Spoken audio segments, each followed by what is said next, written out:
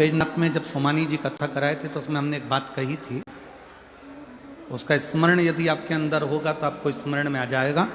परली बैजनाथ की कथा में कहा था कि प्रदोष काल के समय पर, शाम के समय पर बेलपत्री के वृक्ष के नीचे जो जाकर बैठ जाता है या बेलपत्री के वृक्ष की जो जड़ है उसका मात्र स्पर्श कर लेता है, बेलपत्री के वृक्ष की जड़ की मिट्टी का भी अगर मस्तक पर तिलक धारण कर लेता है या उसको नमन कर लेता है, प्रदोष काल में, प्रदोष के समय पर, शाम के समय पर प्रतिदिन अगर वो शिव की भक्ति का स्मरण कर लेता है, प्रतिदिन नहीं कर सकते तो प्रदोष की प्रदोष करो, प्रदोष की प्रदोष नहीं कर सकते सोमवार की सोमवार करो, ये भी नहीं कर सकते हर महीने की शिवरात्रि आती है उस शिवरात्रि पर करो, ये भी नहीं कर सकते तो प्रयास करो कि अपन प्रतिदिन शाम के समय बेलपत्री के वृक्ष के नीचे से अगर कोई निकल कर जा रहा हो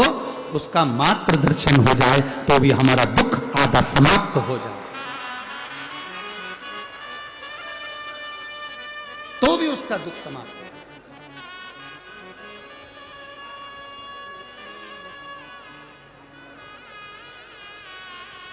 शंभु शरणे मांगो हरि रे दुर्गा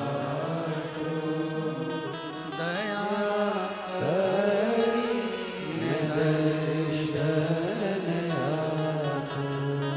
ये दुख समाप्ति का सबसे मूल केंद्र बिंदु है।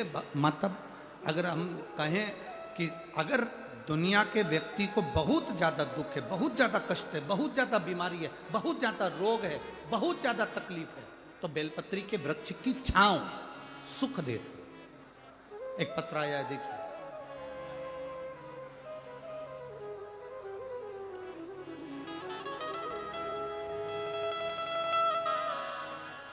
सुनंदाबाई रमेश जी पाटिल,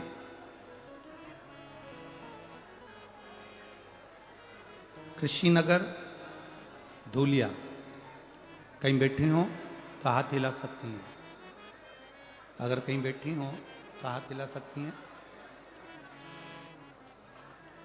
शांति बनाओ सब लोग कृपया।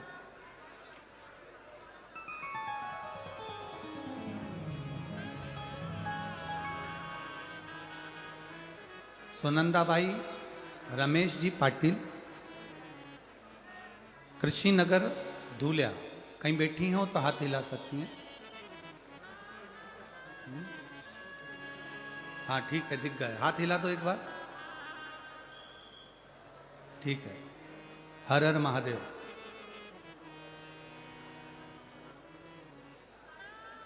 सुनंदा जी आप ही खुद हैं, स्वयं आइए, हाथ हिलाओ।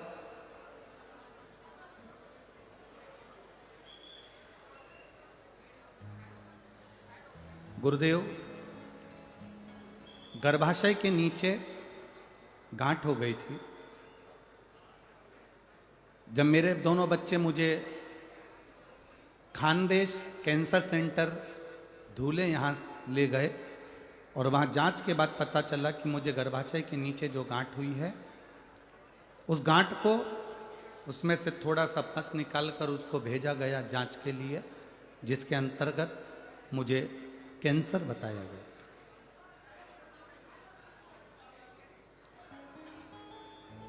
अब कैंसर की गांठ गुरुदेव बताया गया। इस रिपोर्ट के बाद मेरे बच्चों ने और मेरी ननंद ने, नंदोई ने हमारे फैमिली डॉक्टर को दिखाया और उन्होंने भी एक दो हॉस्पिटल में हमारी जांच कराई, जिसके अंतर्गत हमें कैंसर बताया। फिर टाटा हॉस्पिटल मुंबई गए, जहाँ पर बच्चों ने मुझे दिखाया तो वहाँ पर भी कैंसर था। बच्चों की आंखों में आंसू भर गए। उपचार चालू करा, 3-4 बार टाटा हॉस्पिटल में हमने चक्कर लगाया, रेडिएशन केमो के लिए नंबर लगाया, पर हमारा नंबर नहीं लगा। तब हम वहां से ठाणे आ गए और वहां पर आने के बाद हम वहां से वापिस डॉक्टर से पूछ कर कि हमारा कीमो नहीं हो रहा है, थेरेपी नहीं हो रही, हम वापिस अपने गांव जाएं। हम डॉक्टर से मिलकर वापिस अपने गांव आ गए और गांव आए। अब कैंसर तो हर जगह पर बताया गया, अब करें तो करें क्या। तब किसी ने कहा पशुपतिनाथ का व्रत करो, शिवजी पे चढ़ा हुआ जल पीना प्रारंभ करो। और गुरुदेव उसी दरमियान मेरी बेटी मुझे शंकर जी के मंदिर ले जाती, मंदिर में ले जाकर मुझे बिठा देती। मैं नंदी के पास में बैठकर बाबा से प्रार्थना करती, ये कहाँ की बीमारी दे दी तूने बाबा, मुझे कैंसर बता दिया, अब करूं तो करूं क्या। कीमो मेरा हो नहीं रहा क्योंकि वहां नंबर नहीं लग रहा। मैं वापिस आ गई हूं और बाबा अब ठीक करेगा तो तू करेगा। मैंने कथा में सुना है बाबा तू सबकी बीमारी ठीक करता है तो मेरी भी करेगा। पशुपति व्रत करे, शिवजी पे चढ़ा हुआ जल पीना प्रारंभ करा, बेलपत्री खाना प्रारंभ करी और नंदी के पास बैठती। आपने कहा था गुरुजी की बेलपत्र के वृक्ष के नीचे प्रदोष काल में बैठकर जो बोला जाता है बाबा वो सुनता है। मैं बेलपत्र की वृक्ष की छांव में बैठ जाती, वहां की मिट्टी मेरे पेट पर लगा लेती, बाबा को प्रार्थना करती, दिया लगाकर वापिस आ जाती। बाबा की मैं क्या गुणगान करूं गुरुदेव। 4/10/2023 को हम वापिस टाटा हॉस्पिटल में दिखाने के लिए मुंबई गए और जो जांच वापिस चालू हुई उसमें मेरा कैंसर समाप्त हो चुका था। ये शिव सुनंदाबाई रमेश पाटिल, कृषि नगर, धूलिया, मेरा मोबाइल नंबर ही है। बैठिए बहन। हर हर महा शिव तत्व इसको का। आपका जो विश्वास है, आपका जो भरोसा है, आपकी जो दृढ़ता है वो सुख है।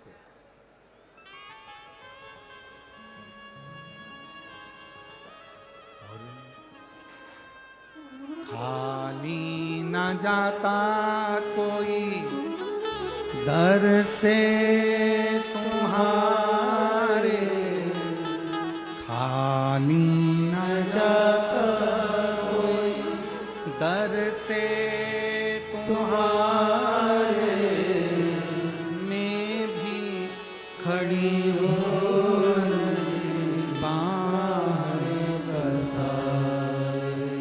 अपने दया से लगा लो, लगा लो, गिरा जा रहा उठा लो, भोले अपने दर से अब तो न टालो, गिरी जा रही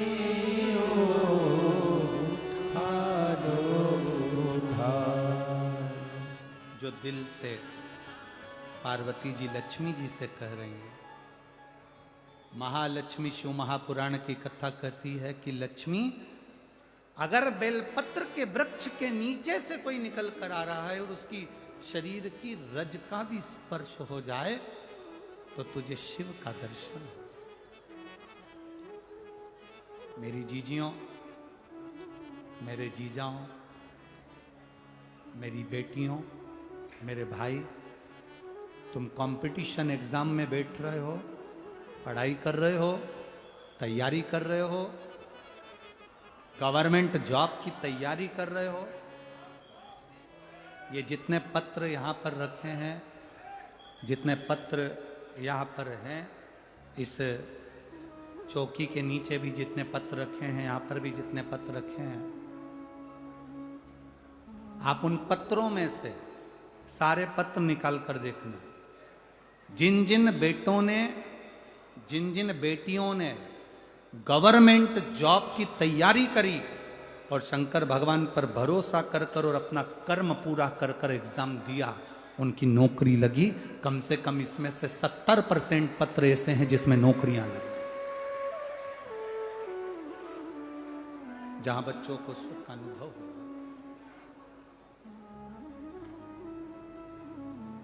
अपनी मेहनत पूरी करो। बीमारी आई है, डॉक्टर को दिखाओ। बीमारी आई है, जांच कराओ। रोग आया है, बड़े से बड़े हॉस्पिटल में जाओ, अच्छे से अच्छे डॉक्टर को दिखाओ। उसने दवाई लिखी, खाओ। उसने जांच का बोला, जांच कराओ। पर उसके जांच कराने में और उसकी दवाई खाने के साथ साथ मेरे भोले बाबा पर भरोसा रखना। जैसा विश्वास इस बहन ने करा कि मैंने मुंबई के हॉस्पिटल में भी कैंसर बताया, बाकी के हॉस्पिटलों में भी कैंसर बताया, पर आखिरी की जो जांच हुई 4/10/2023 को सारी रिपोर्ट नील आ गई। मेरा कैंसर समाप्त हो गया। ये विश्वास तुम्हारे अंदर होना चाहिए, ये विश्वास तुम्हारे भीतर जागृत होना चाहिए। एक महिला ऐसी बैठी है इस कथा में जिसका पति 2013 में शांत हुआ।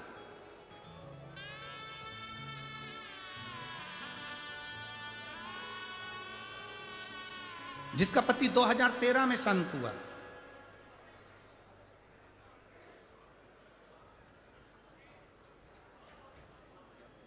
पति जो इसमें लिखा है, कभी उसका भाई 2013 में शांत हुआ और भाई 2013 में शांत हुआ, जो कि पुलिस में नौकरी करता था, एक्सीडेंट में चला गया था। उस 2013 में गए हुए भाई के जाने के बाद उसके घर के किसी व्यक्ति को नौकरी नहीं मिली। 2013 में शांत हुआ, पत्नी को भी नौकरी नहीं मिली, परिवार के किसी व्यक्ति को नौकरी नहीं मिली। तब मैंने अपने भाई की धर्मपत्नी को कहा, मेरी भाभी को, भाभी एक बार प्रदोष काल में शाम के समय बेलपत्री के पेड़ के नीचे जाके बैठकर श्री शिवाय नमस्तुभ्यम का जाप करो, शंकर भगवान का पशुपति व्रत करो। मेरी भाभी ने व्रत करा और 20 साल के बाद नौकरी मिली। 2023 में वो नौकरी प्राप्त हुई। 2013 में मरा। पत्र लिखा है कविता किशोर आंधुले ने ये पत्र लिखा। अब जरा विचार करिए कि हम अगर शिव पर भरोसा करते हैं, भगवान शंकर की भक्ति करते हैं, तो दृढ़ता क्यों नहीं बनती? कोई कहता है कि भगवान शंकर की पूजन तो ब्राह्मण करते हैं, कोई कहता है कि वैश्य करते हैं, कोई कहता है क्षत्रिय करते हैं, कोई कहता है शूद्र करते हैं। शिव महापुराण की कथा कहती है जिसको सब ठुकरा देते हैं उसका एक है, वो देव अधिदेव महादेव। राम जी के मंदिर के पट बंद हो जाते हैं एक समय में। तुम्हारे यहां बंद होते कि नहीं होते वो मालूम नहीं, बोलो होते कि नहीं होते? कृष्ण भगवान के मंदिर के पट बंद हो जाते हैं एक समय में। दत्त मंदिर के पट बंद हो जाते हैं एक समय में। भवानी के मंदिर के पट बंद हो जाते हैं एक समय में। बैकुंठ के पट बंद हो जाते हैं एक समय में। ब्रह्मलोक के पट बंद हो जाते हैं एक समय में। इंद्रलोक के पट बंद हो जाते हैं एक समय में। केवल एक देवता ऐसा है जिसके दरवाजा नहीं है, पट नहीं है, वो खुले आसमान में कैलाश पर रहता है, इसलिए उसका दरवाजा खुला रहता है।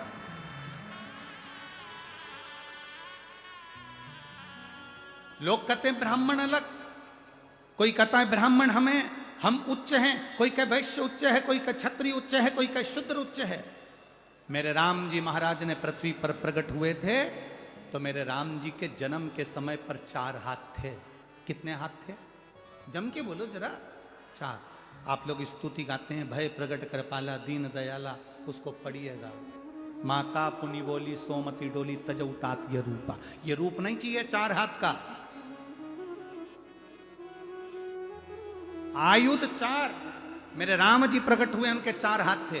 मेरे भगवान कृष्ण पृथ्वी पर प्रकट हुए, उनके 4 हाथ थे, पर माता देवकी ने कह दिया 2 हाथ का पुत्र चाहिए। कौशल्या जी ने कह दिया 2 हाथ का पुत्र चाहिए। राम जी के जन्म के समय पर 4 हाथ इसलिए थे क्योंकि राम जी का 1 हाथ ब्राह्मण है, दूसरा हाथ वैश्य है, तीसरा हाथ क्षत्रिय है, तो चौथा हाथ शूद्र है। ये 4 जो वर्ण हैं, ये मेरे भगवान के 4 हाथ हैं। और